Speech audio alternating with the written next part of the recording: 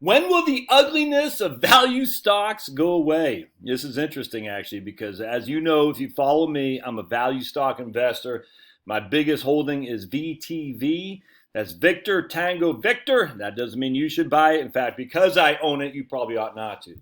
I want to dive into this a little bit. I was reading this article that I was reading the other day from the CFA Institute, which I think is in Charlottesville, Virginia.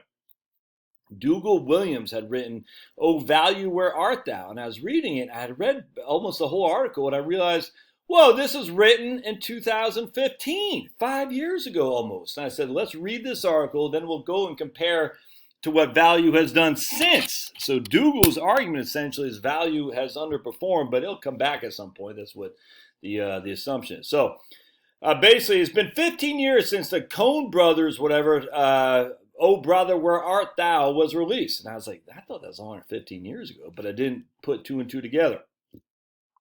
For nearly the same length of time, value stocks, those bargain price shares which often pay higher dividends, have underperformed growth stocks. And as a result, investors who favor value stocks must certainly feel like they're on an unrewarding investment odyssey of their own.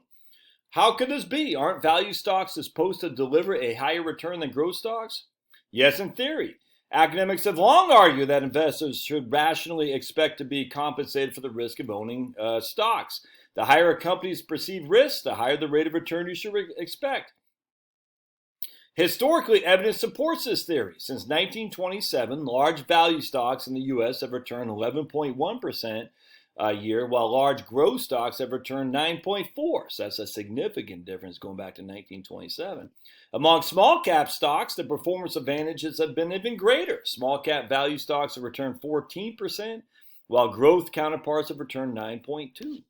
So compounded over the last 35 years, this value advantage would have left nearly a fourfold difference in the ending value of $1, illustrated below. So we got small value in the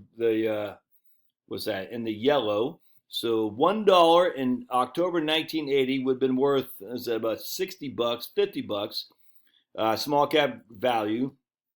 Small growth $1 would be worth about $17. So you can see a significant difference. Large value would have been worth about 45. Large growth would have been worth about 30, and then the S&P 500 about 40. So the S&P 500 would have gone up by 4 times. Large growth would have gone up by 4.5 times. Large value 4.5 times. Large growth about 3 times.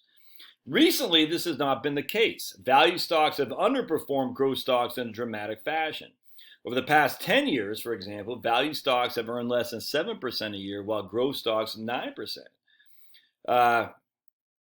Should this prolonged absence of a premium cause investors to now question the value of value stocks? Hardly. A disappearing value premium, even over a 10-year stretch, is nothing new. In fact, since the 1970s, 27% of all enrolling 10-year periods have seen a negative value premium, i.e., if you own a value stock, you actually got less return than growth stocks. Actually, if at any point in the last 35 years you evaluated the performance of equity over the previous decade, nearly 30% of the time you have found that growth stocks outpace value stocks. But even the steeliest of investors may lack the emotional fortitude to cling to a concentrated strategy that can remain out of favor for so long. I completely agree.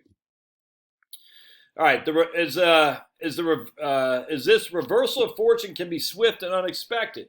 Consider, for example, the decade that ended in October 2000. Growth stocks in the U.S. had outperformed value stocks by 2.1% a year over the preceding 10 years. From 1990 to 2000, growth stocks had beaten value by 2.1% a year. Yet just 7 months later, value had outperformed growth by 2.4, which is crazy. So if you think about it, at the end of October 2000, growth stocks had averaged 20.29%, where value stocks only averaged 18.19. 7 months later, growth stocks averaged 13.04, where value stocks 15.43. So just in 7 months, there's basically a 5% difference. Growth stocks had been beaten value stocks by 2.1% a year, and within 7 months' time is the exact opposite. Value stocks have beaten growth stocks by 2.39. How did this happen? Well, remarkably, in a 5-month frame from November 2000 to March 01, value stocks outperformed growth stocks by 35%. In other words, we should be careful about extrapolating the recent past into the future. Both can change quickly. So have they both changed quickly? Well, let's take a gander. So the year to date, the Vanguard Growth ETF is up. I thought I had it up there. We'll go to year to date. This would be as of Friday's close. Is up. Was that 28%? Holy smokes. Yeah, that's what it says. 28%. Is that right? Man. 28%. Nuts. That can't be right. Hold on just a second. There's a growth. Let's say 28%. Hold on a second. Let's look at VUG. VUG. Yeah, so started this year at one. Yeah, look at that. Holy smokes. 28%. That's nuts. It started this year at 183, and now it's at 233. Holy smokes, that's nuts. All right, so that's VUG. Let's look at the, I gotta go over here. VTV. What did I say, 23%? Let's look at VTV. What's this VTV year to date? All right, so let's go to VTV. And VTV is down 10%.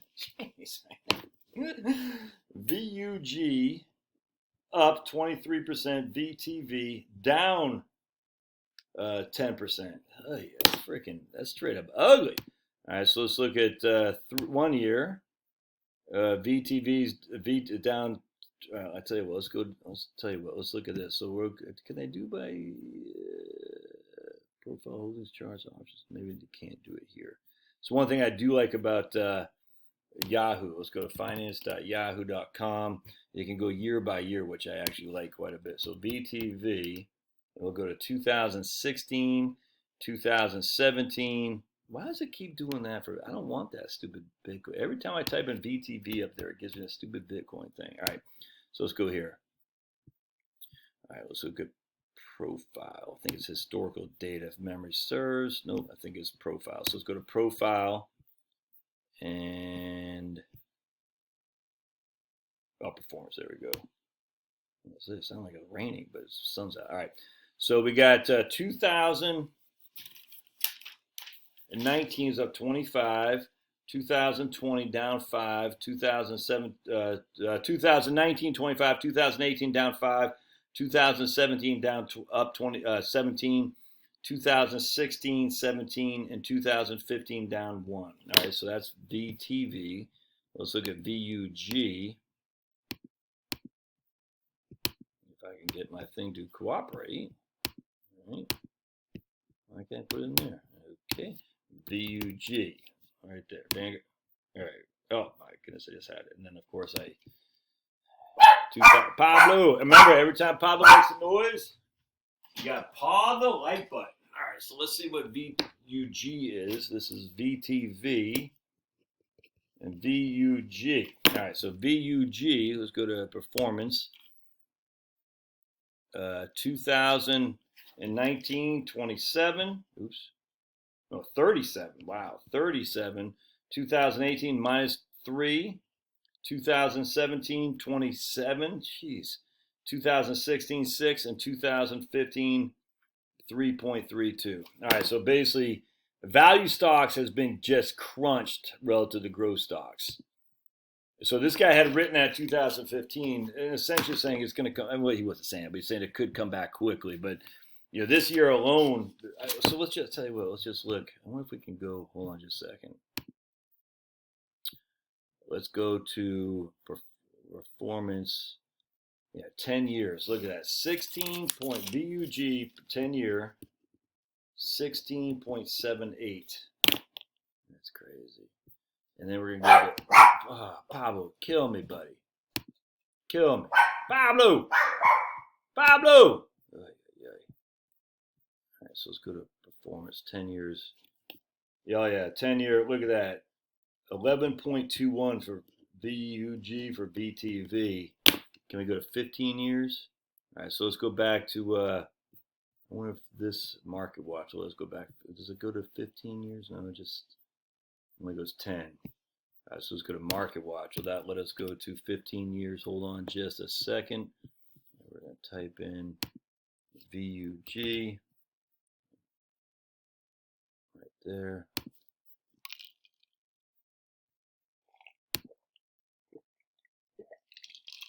Yeah, I didn't want us to do that. All right, let's see what we got though.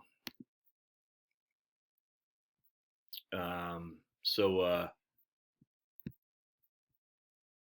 264% since 2004. All right, so okay, there you go. Dollars. Oops. In dollars, you would have $212. 212 for every, is that $50 you invest, it'd be worth. So basically, yeah, 400% rate of return. That's since 2004. All right, so let's see what VTV has done.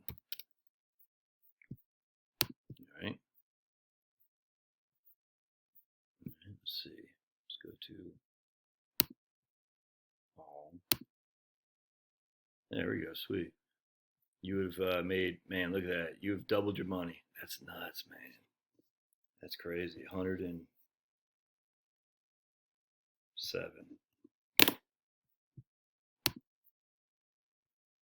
Yeah, you have made 117%. That's freaking crazy. So going back to 2004, that's we're going on 16 years now. VTV has made 264. Has gone 2.5 times what VTV has done. Ooh. Ooh. Ooh. All right, we'll have to see how that shakes out. Just food for thought. I will see you. Like to hear your comments. Don't forget to paw because of Pablo.